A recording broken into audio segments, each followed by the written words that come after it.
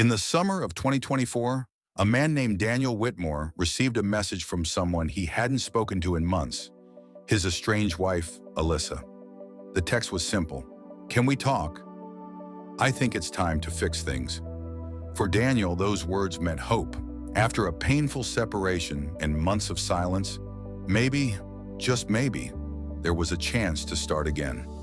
He packed an overnight bag, got in his silver Ford Ranger, and started the 6-hour drive from Nevada to a quiet little town in Utah called Maple Hollow. He thought he was heading toward reconciliation, but what he didn't know was that he was driving into a setup, a trap planned by the people who once claimed to love him most. Daniel Whitmore was 39 years old, a construction foreman from Reno, Nevada. He'd met Alyssa years earlier while working on a renovation project in Salt Lake City. She was charming, smart, and impulsive, the kind of woman who could light up a room and burn it down just as fast. Their marriage had been passionate but unstable. Arguments over money, jealousy, and control became a pattern. By 2023, things had reached a breaking point. Daniel moved out, telling friends he just needed space to breathe. But even then, he couldn't quite let go of her. When Alyssa called in July 2024, saying she'd been thinking about him, that she missed him, Daniel's guard fell instantly. He told his best friend Ryan, "I think she's changed this time." Ryan warned him to be careful, but Daniel wasn't the cautious type. He was hopeful, and hope can be deadly. Maple Hollow was the kind of place you could miss if you blinked. Population just under 3,000. One gas station, a diner, and a handful of quiet homes lining the edge of a pine forest. Alyssa was living there with her mother, Marlene, and her younger brother, Travis. Both known around town but not well liked. Marlene was a retired nurse who often told people she didn't trust men. Travis, on the other hand, had a reputation: bar fights, DUIs, and a string of unpaid debts. When Daniel pulled into the cracked driveway of the small yellow house on Hemlock Lane, he noticed something odd. The curtains were drawn, though it was still daylight. The house looked smaller than he remembered, and there was no welcoming smile from Alyssa waiting on the porch. Still, he told himself, maybe she was nervous too. He parked, grabbed his overnight bag, and walked up the steps, unaware that behind the closed blinds, Travis was already watching him. Alyssa greeted him at the door with a smile that didn't reach her eyes. She hugged him, briefly, and said, "It's been too long." Her voice trembled slightly. Inside, the house smelled like burnt coffee and cleaning spray. The living room was tidy, but the air felt heavy, like something unspoken was hanging there. Marlene was in the kitchen, pretending to wash dishes. She barely looked up. "Hi, Mrs. Dalton," Daniel said politely. She nodded but didn't reply. Alyssa led him into the den. "Let's talk here," she said softly. "Travis isn't home." That was a lie. Travis was hiding behind the laundry door, a .38 revolver tucked into his waistband. The first 15 minutes were calm. Daniel talked about how he missed her, how maybe they could go to counseling. Alyssa avoided eye contact. When she finally spoke, her tone changed.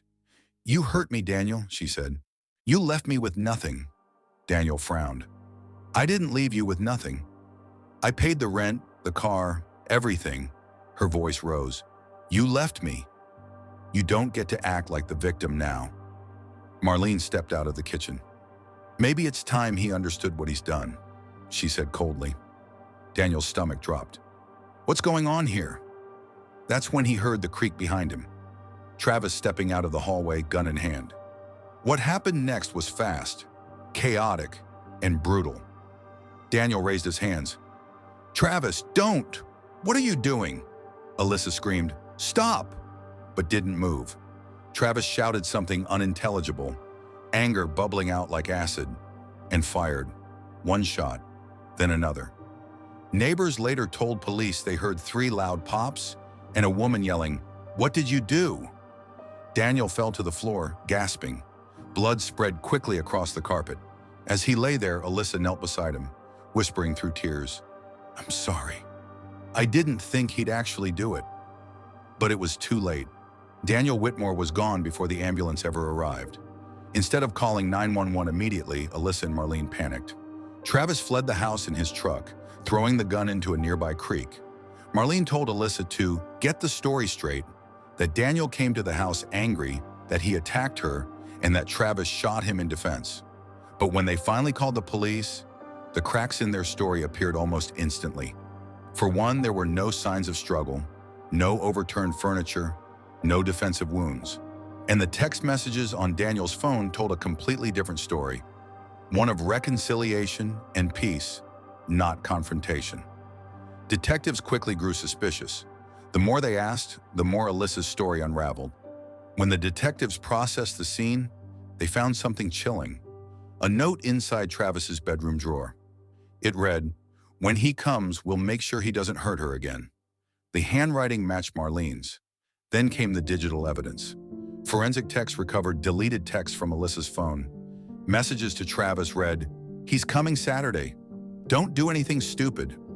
We just need to make sure he understands he can't walk away again." And one message 2 days before the murder that would change everything. "Mom says it's time to end this for good." Within a week, the story exploded across Utah news. 3 family members under investigation for a fatal shooting. A husband lured across state lines, murdered in cold blood. Travis Dalton was arrested first, hiding out at a friend's garage in Ogden. He was charged with aggravated murder and obstruction of justice. Marlene was taken into custody soon after, charged with criminal conspiracy. Alyssa was the last to be arrested. Police found her sitting in her car outside a motel, staring blankly at her phone. When officers approached, she didn't resist. She just whispered, "I didn't mean for this to happen." But investigators didn't believe her. They had a timeline, messages, phone records, and even a recorded conversation between Alyssa and Marlene, captured by a neighbor's outdoor security camera. In that clip, recorded the night before the murder, Alyssa can be heard saying, "Once he's gone, we can finally breathe again." The Dalton family trials became one of the most watched court cases in Utah that year. Reporters filled the benches. Locals whispered about the Hemlock Lane murder every day for months. Alyssa entered a plea deal, guilty to second-degree manslaughter and obstruction of justice, avoiding a possible life sentence. She received 10 years in prison, eligible for parole in 6. Marlene refused to speak. Her defense argued she had no idea what her children were planning, but the note in Travis's drawer sealed her fate. She was convicted of criminal conspiracy and aiding and abetting homicide, sentenced to 15 years. Travis, the gunman, showed no remorse. He smiled through parts of the trial, occasionally muttering under his breath at witnesses. When the jury found him guilty of aggravated murder, he was sentenced to life in prison without parole. For Daniel's family, the verdicts brought little comfort. His sister Megan told reporters outside the courthouse, "He was a good man. He believed people could change. That's what killed him." Friends described Daniel as a quiet, patient man who would rather fix something than throw it away. That same kindness, they said, made him vulnerable. In the weeks after the murder, the yellow house on Hemlock Lane was abandoned. Neighbors avoided walking past it.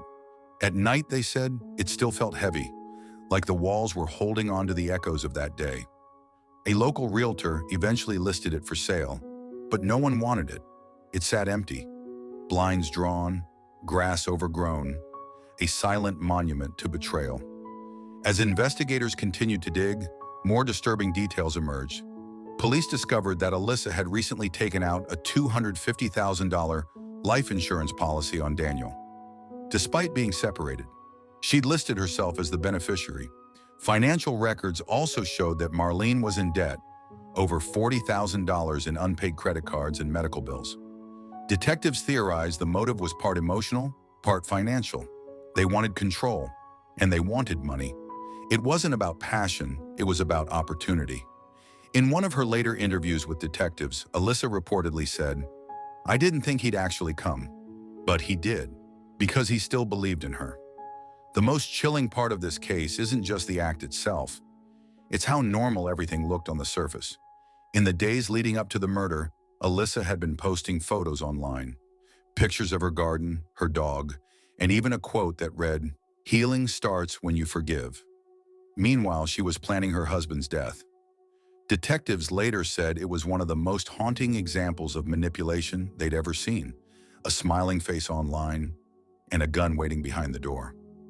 Detective Jared Moore, the lead investigator on the case, later spoke about it in an interview. You don't expect to see an entire family work together to destroy someone like that. It wasn't a spur-of-the-moment thing.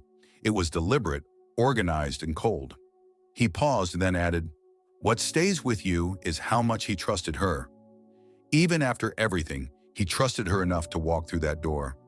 That trust, that fatal optimism, is what made this crime so haunting." Today, Maple Hollow remains quiet, but its reputation changed forever. Locals still refer to the Daltons as the cursed family. Children cross the street when passing the house on Hemlock Lane, and on the anniversary of Daniel's death, someone, no one knows who, leaves a single white rose on the front steps, every year, without fail. Some say it's his sister, others say it's an old friend, but those who live nearby say it feels like more than that. Like an unspoken reminder that evil doesn't always wear a stranger's face. The story of Daniel Whitmore isn't just about betrayal.